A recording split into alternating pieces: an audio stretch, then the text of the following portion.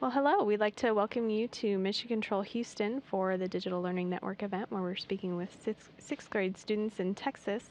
With me is Amy Brezinski. She is a flight controller here in Mission Control, and we're going to talk a little bit about Amy's background before we take questions from the students. So Amy, what do you do as a flight controller here at Mission Control? So as a flight controller in ISS Mission Control, I'm responsible for monitoring my system and performing actions with it. My system is the computer system. We call it the Command and Data Handling System. And my call sign is ODIN. Every discipline has a call sign. So my job in particular is to watch over the 48 computers on the space station that are running right now, and make sure that they're operating nominally, and then uplink software for all the other systems activities, and also get certain pieces of data down after those activities. So the computer system is responsible for interfacing with all the other systems to make sure that the crew can get data on those systems and that the ground can get data on those systems. A lot of people may be familiar with how the space shuttle was operated, where the crew flips switches and that's how things are commanded. But really with the space station, the computers operate everything and they interface with the laptops. That's right. So there are a lot more computers than there were on shuttle, and we do a lot of commanding actually from the ground. So a lot of the flight controllers send commands, but I'm also responsible for making sure that those commands go through and the computers process them correctly. And then the crew can interface with the system through laptops on board as well. And what kind of background led you to here to Johnson Space Center in Mission Control? All started when I turned about 12. I saw the movie Apollo 13, and I kind of fell in love with human spaceflight and what NASA did, and it prompted me to continue studying space in general, and then also later on in high school and college, math and science and engineering. So I ended up going to MIT and studying aeronautical and astronautical engineering, and I got my bachelor's degree, and then I decided that I really wanted to get a master's degree and also co-op here at JSC at the same time. So I studied human factors engineering, looking at how people interface with autonomy, with semi-automatic systems. And then I co-opted here in the life support training group and the operations support officer group that do a lot of maintenance on station. And then once I finished my master's degree, I got hired on into the ODIN group to work with the computers. And the co-op program is a great opportunity for students, we'd like to point out, because that's a great way that a lot of people get hired at NASA, is starting sort of as an intern while you're still in school at college. You can come here and spend a semester and work at different areas and learn about what it's like to work here before you actually come and hopefully get hired. How was that experience for you? I really liked it, especially because you get to work in lots of different groups when you're a co-op. You can kind of try on the job and find where you would like to work most in NASA. And I had a feeling that I wanted to either train astronauts or be a flight controller. And so I got to do both of those things actually as a co-op, and then I decided when I got hired on full on that I wanted to be a flight controller. But maybe I'll get to train astronauts someday again. And what kind of schooling did you do at MIT that brought you here? Well, studying aeronautical and astronautical engineering, which is kind of a mouthful, so we call it aeroastroengineering for short. I got a lot of a basic education in engineering principles such as fluid mechanics, structures, thermodynamics, signals and systems, how computers work, and then I got to work on projects with teams.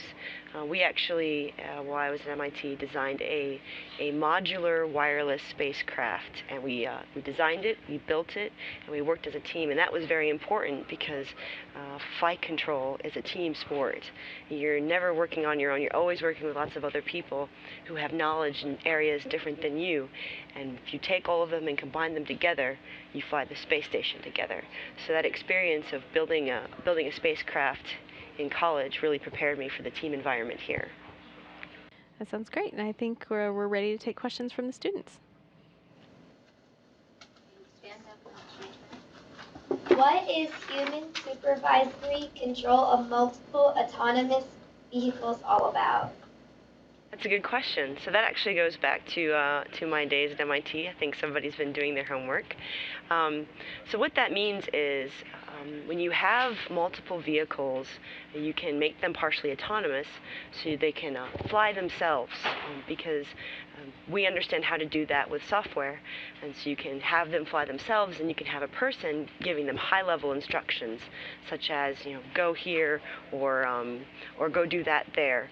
And so if you can give them high-level instructions, that means you can probably have one person supervising more than one vehicle. However, if you get a lot of vehicles and one person supervising, that can pose some pretty interesting challenges to make sure that the person is keeping track of all the vehicles, what they're doing. And if you're in a situation where there are time-critical things that need to happen, you need to make sure that the person can make good decisions about what the vehicles are doing. My research looked at was tools that I could provide to a person supervising high-level multiple vehicles in a time-critical environment, and giving them tools to help them make decisions for things that were going to happen into the future. So if something unexpected came up, to be able to give them a decision-making tool to change what the vehicles were doing.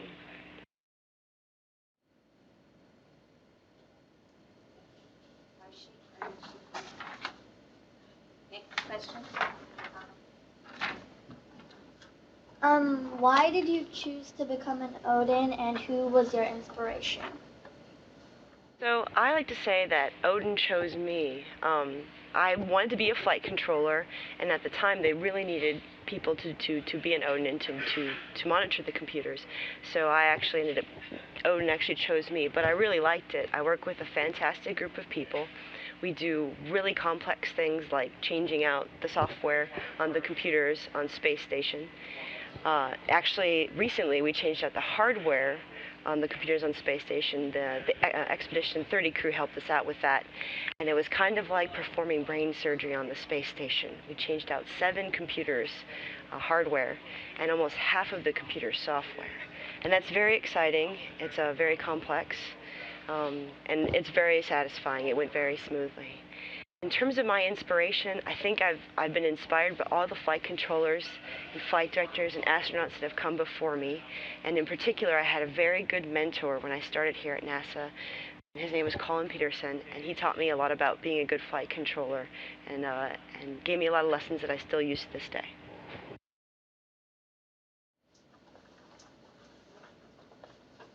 Wait till we get the camera Um, how many computers are needed to run all the networks? That's a very good question. So right now, there are 48 computers that are powered on, 41 computers that are running the space station systems and getting data and sending commands, and then we have 7 computers, laptop computers, that the crew can interface with the other computers, and they can send commands and get data from those laptops. So that's on an average day. Sometimes we can have more computers running, but it's quite a few.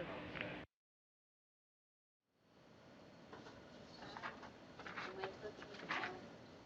Now stand up. Wait till the camera. What do the multiple autonomous vehicles do if you lose communication with them? So that's actually an interesting question, and one that I didn't look at when I was studying multiple autonomous vehicles, but I think that it's one that people will need to research later. I can tell you what we do when the ISS has a loss of communications. Those are usually understood ahead of time and planned. We aren't in contact with the ISS all the time, but we usually know ahead of time when we're not going to have contact with the ISS. And when that happens, we can't actually talk to the crew, and we don't get data down, and we can't send commands. But the space station, with all its computers, is pretty smart, and it can continue flying and monitoring its systems. And if anything would happen while the ground can't talk to the space station, the crew would receive notification, and they're trained to take action based on those notifications. So it's a pretty robust spacecraft. It can fly itself. And if ODIN develops a problem, how do you fix it remotely? That's a very good question. That's definitely a big part of my job, is if there's anything that happens in the computer system, I'm the person who's supposed to make sure I can fix it. You can have 2 types of problems in the computer system. You can have a software problem, or you can have a hardware problem. And we can actually address most of the software problems from the ground. We can send commands to fix the software. or we can cycle the software if needed. And for hardware problems, we have some ability to deal with that too, to address particular hardware problems. But sometimes if something would really fail in one of the computers, we might need to change it out with a spare we have on board. And so in that case, we would ask the crew to help us out, since we can't go do it ourselves here from the ground. And they're trained to do that, and they would go and they would take out that piece of hardware and put in one of the spares.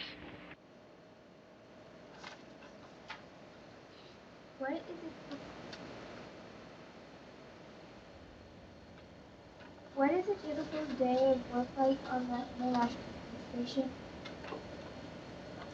I think you just asked what is a typical day like on ISS.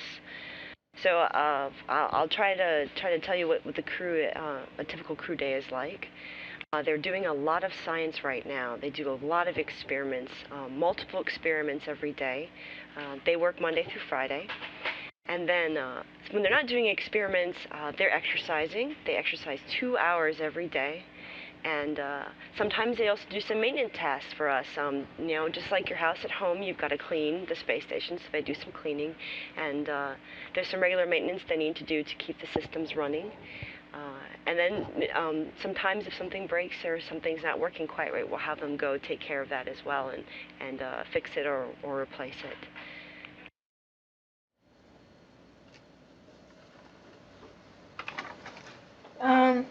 What do you do for fun on the ISS?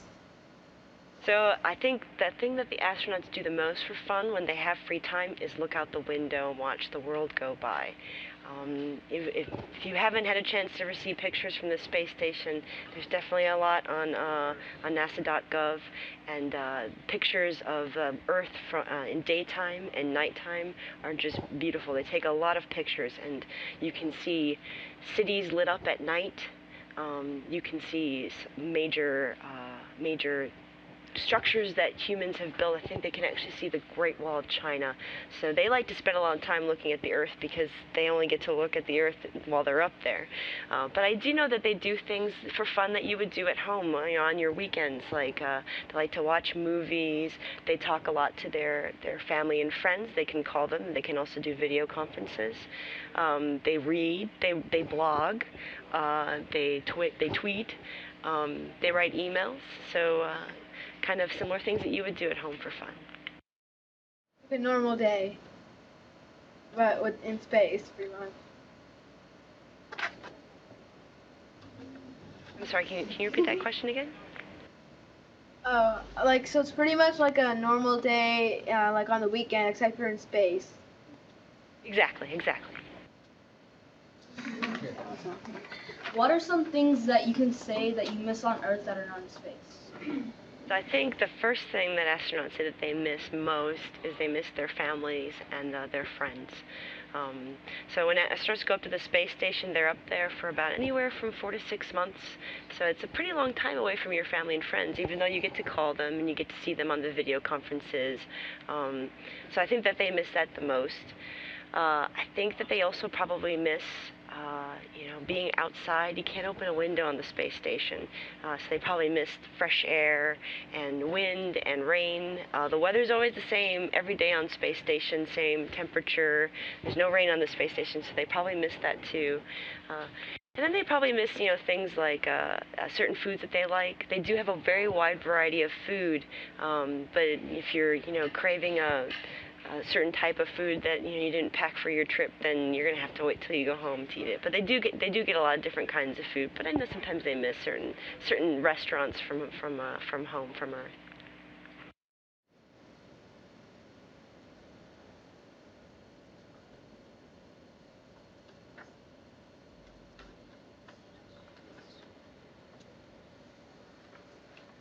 How are accidents prevented in the ISS?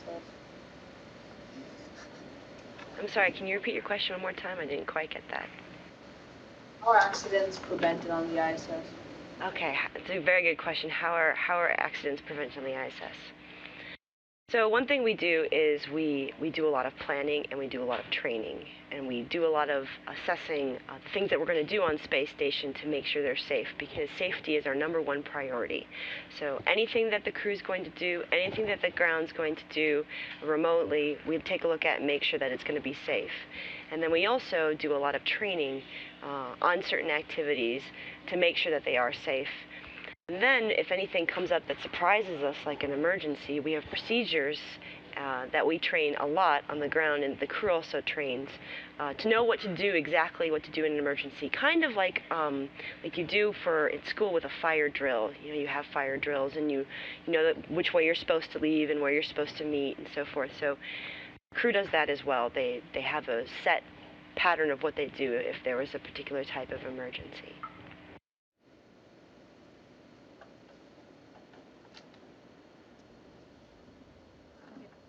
Was there ever a time in mission operations when there was a critical life and death moment?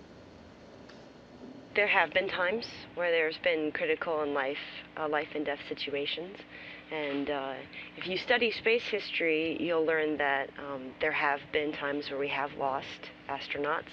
Apollo 1, for example, and Challenger in the 1980s, and Columbia not too many years ago. And we remember these times, and we learn from them, and we miss these people very much, and we're never going to forget them. We think about them every day. But again, you know, we try our best to make sure everything's safe, and we have these procedures and our plans in place. So we make sure that if there is a critical situation, we can react to it on the ground to help out the crew, and the crew can react to it appropriately. So it's something you never really want to run into, and we do our best to prevent those types of situations.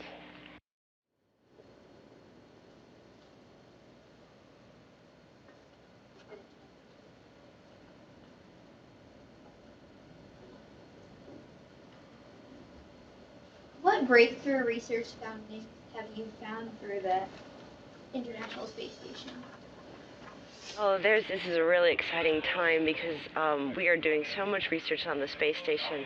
And this particular expedition, Expedition 30, they've been doing 35 hours a week of research on space station, and that's a record. That's a target that we set for ourselves, and we made that target.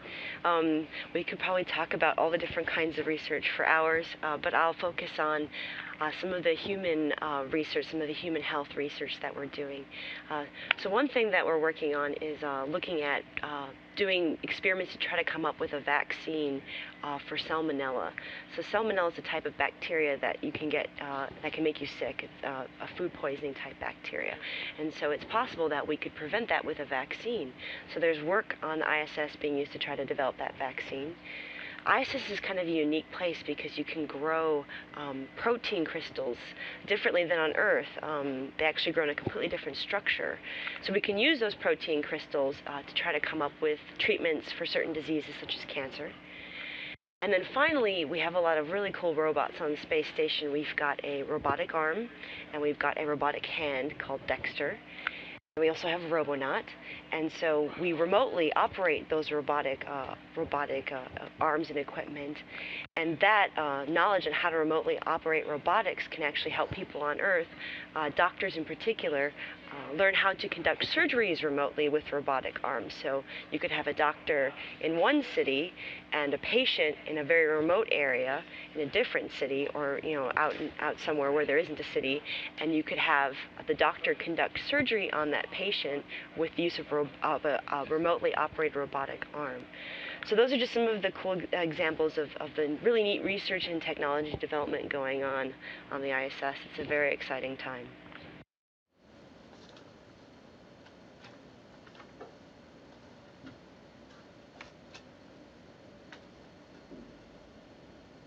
Since we have space junk in space, is with more patients heading, has NASA come up with a way to clear the space junk?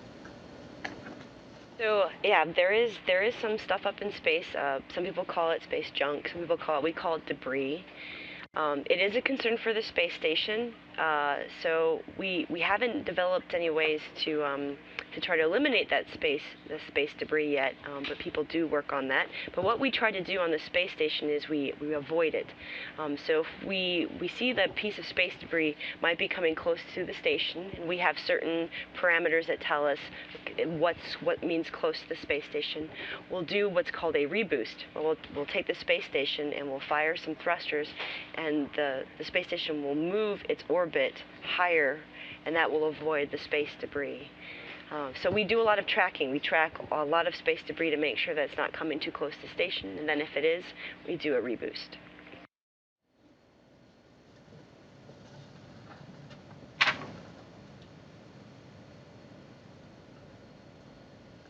What is your vision for human spaceflight? My vision is that in my lifetime, I will see humanity go back to the moon, go back to Mars, and maybe even have a space station someday around another planet. I think that'd be pretty neat. Excuse me. I really hope that I get to go into space someday, and I hope that all of you have the ability to go visit space someday, because I think it's a really cool place to go visit, and I think we're going to start seeing further and further exploration out from low Earth orbit, go to asteroids, and we'll learn more about our universe, and that's very exciting.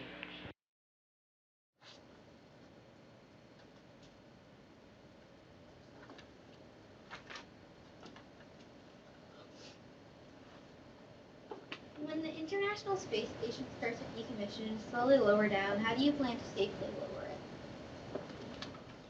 So the space station partners, all the international partners and NASA, have agreed to operate the space station until 2020, and maybe even longer.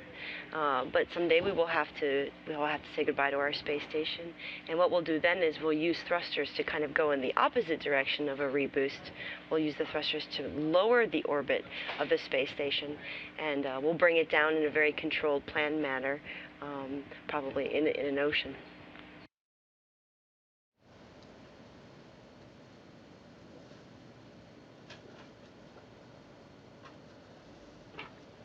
Have you ever wanted to go into the ISS? Do a little louder. Have you ever wanted to go into the ISS? Yes, I would love to go to the ISS. I think it is one of the most amazing places off this planet, because I can't say it's on the planet. In fact, when people ask me, where, if you could go anywhere in the world, where would you go? And I always say, well, can I go off the world? Is that an option? It's really an amazing place. It's very big. It's bigger than I think a 3 or 4 bedroom house, and it's amazing that we built it. I mean, I remember when the first pieces were launched back when I was in high school, and it's been neat to see it continue to build up. So I would love to visit someday.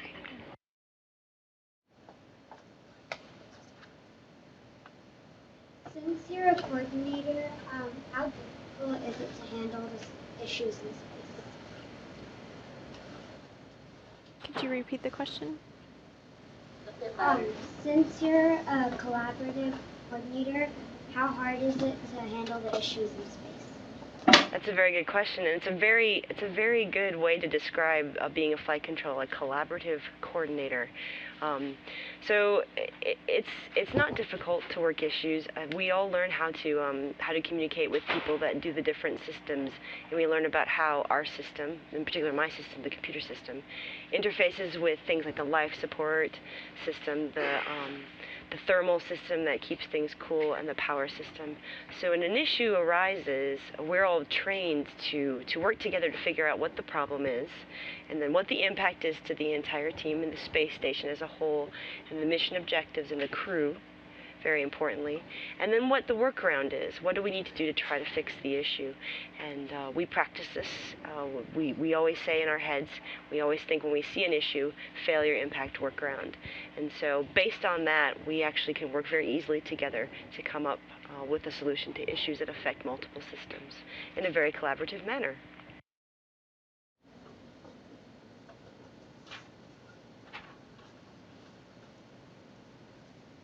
When will we be able to launch a spaceship from the ISS?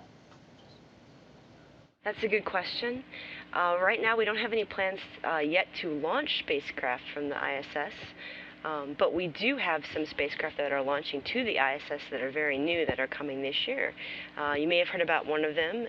It's called Dragon. It's a resupply spacecraft that's been being launched by SpaceX, which is a U.S. company. And we hope to see that resupply spacecraft visit us this month. And then later on, later this year, next year, we'll see the Cygnus resupply unmanned spacecraft visit.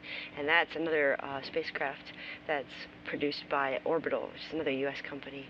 So it's kind of exciting because we're having new vehicles come to the ISS and getting more groups and companies involved with space exploration and ISS in particular. I understand that was our last question from the students, so we'd like to thank the students for joining us today. We hope you learned a lot and you had some really great questions. Amy, did you have any closing remarks?